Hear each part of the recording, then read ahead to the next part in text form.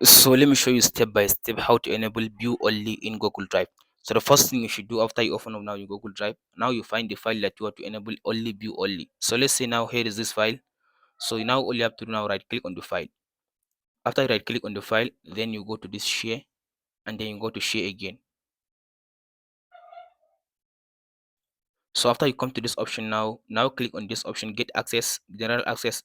So now select this anyone. So from this viewer, now select this viewer. So under this viewer, now you click on this where it says settings. So under this settings, now you uncheck this editor and the commenter. So uncheck this one. So after you uncheck these two options, now you click on this back. So now if you share now the link of this file, now the file can only be viewed. Now the person cannot be able to download the file or modify the file. So just copy the link and then click on this done button. So now this file, I set this file into view only in my Google Drive. And that's it guys on how to set file to Google to view only in Google Drive.